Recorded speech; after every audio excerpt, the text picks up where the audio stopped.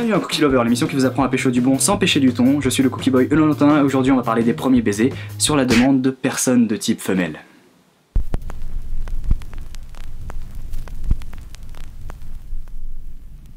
Bon, vu que vous m'avez forcé à en parler, autant faire ça bien. Déjà, pour en arriver à ton étape de premier baiser, il te faut un mec. Ou une meuf. Ou un chien. Tout dépend de ton orientation sexuelle, ça me regarde pas trop. De façon générale, si tu en es à la phase premier baiser, c'est que tu as déjà fait moult choses, efforts et dépenses pour en arriver à tes fins. Ou alors, c'est juste que t'es en soirée. Bref, déjà pour ton premier baiser, tu as plusieurs situations possibles. Situations qui se résument à deux facteurs. Le lieu et le type de baiser. Bon, pour le lieu, t'as le choix. Ça peut être dans ta chambre, ton supermarché, ta boîte de nuit, ton lavabo, dans ta mairie, dans la rue ou même dans ta baignoire. Oui, c'est possible. Non, c'est pas à moi que ça arriverait, enfin... Tout est relatif. Et là, t'as affaire au gros du problème. Non, le gros, c'est pas le mec que tu vas embrasser, non, c'est la problématique, si tu préfères. Le type de baiser. Et là, vous allez me dire... Le type de baiser? Mais de quoi tu parles? Vous êtes cons quand même, hein. Surtout vous les mecs. Bref, ce que Cookie Lover essaie de vous dire par type de baiser, c'est que parfois, de temps à autre, il arrive que potentiellement, la personne en face de vous n'ait pas la même définition de baiser que vous. Tu me connais bien, toi. Putain, je vais jamais y arriver. Bon, en gros, t'as trois types de baisers selon moi. En premier, tu as le smack. Celui-là, tout le monde le connaît, sauf toi là-bas. Oui, mais toi c'est parce que t'es moche, c'est une autre histoire. Avec le smack, tu peux pas te gourer, c'est une valeur sûre. Un peu comme les Skittles, aller au cinéma ou la levrette. En deuxième position, t'as ce que j'appelle le smack inversé, ou le bisou de cinéma, ou encore le manche-bouche. C'est le truc qui te demande de l'expérience. Tu sais, c'est quand tu fais...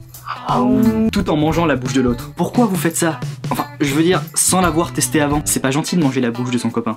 J'avoue, ça peut être classe, mais faut avoir un max de talent. Talent que la plupart des gens n'ont pas. Pour le bien de la planète, je propose que vous arrêtiez. Ou que vous vous entraîniez sur autre chose qu'un être humain vivant. En troisième et pire position, nous avons la dégueulasse et bien connue machine à laver. Et là, vous allez me dire... Quoi? La machine à laver? Tu connais pas la machine à laver? Mais si, tu sais, c'est quand la personne en face de toi utilise sa langue comme si elle voulait nettoyer le fond de ta gorge. Te passer les amygdales au Karcher en quelque sorte. Et oui, c'est sale. Alors imagine ce que ça fait dans ta bouche. Et là, vous allez me dire...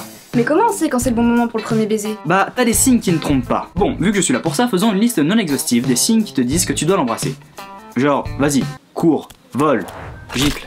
Signe numéro 1, nous avons le fameux tripode clé. Ça, c'est plus si tu la ramènes chez elle, mais sinon c'est plus le tripode truc.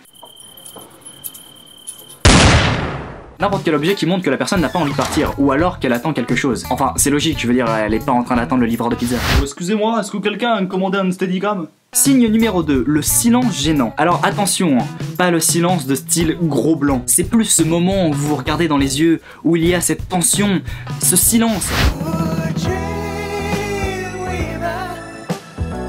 Donc tu m'embrasses ou... Ça se voit, ça se sent. Signe numéro 3, le regard insistant. Notamment quand il ou elle regarde votre bouche, ça veut dire que il, elle, a envie de vous embrasser dans 95% des cas. Ah non, mais c'est juste qu'en fait t'as un morceau de salade quand c'est entre les dents, c'est... Signe numéro 4, la sensation fusionnelle. Quand des personnes vont s'embrasser, il y a un truc, une alchimie. Je vous le dis, ça sent que c'est le moment. Ça se sent. Pardon, vous êtes qui? Ah pardon, je croyais que c'était le moment, ça sent... Ah, d'accord. Au fait, j'ai encore un conseil à vous prodiguer, au niveau du baiser lui-même. Surtout pour les mecs en fait. Quand vous aurez décidé d'embrasser la dite personne, ne vous jetez pas dessus comme un jaguar affamé. Merci, c'est gentil. Tu fais 80% du chemin et tu la laisses faire les 20% restants. Sinon, ça s'appelle un viol buccal. De la bouche, dedans, de la machine à laver. C'est sale. Et pour ceux qui sont pas forts en maths...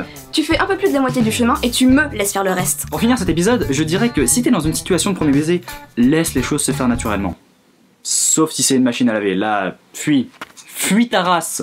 Sauve ta vie, mec. Ah oui, et encore une dernière chose, gardez toujours des chewing-gums sur vous. On va dire que c'est la règle du jour. Vous n'aurez aucune chance de faire quoi que ce soit avec n'importe quelle personne si vous puez de la gueule. Et évitez les goûts trop fantaisie, parce que goût chou de Bruxelles, c'est pas top pour pécho. Vous pouvez vous abonner en cliquant juste ici, lâcher un pouce vert ou vous lâchez tout court sur les commentaires. N'oubliez surtout pas de me suivre sur les réseaux sociaux, sur Facebook pour les annonces et les photos, sur Twitter si vous voulez savoir de quoi je parle dans ma vie, sur Instagram si vous voulez voir ma grosse tête jaune dans un carré, et sur Tumblr si vous voulez avoir quelques anecdotes. Et puis, vous le savez déjà, mais sortez couverts.